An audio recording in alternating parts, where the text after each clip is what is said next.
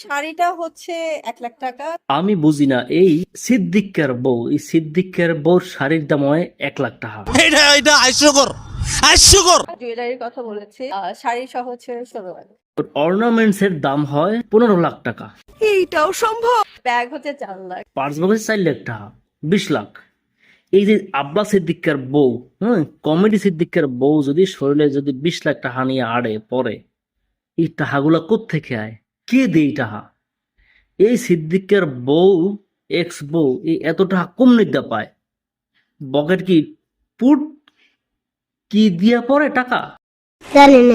এইরকম যারা আছে মাতারি, এই মাতারির এত টাকা কই পায় একটু কম তো আমারে।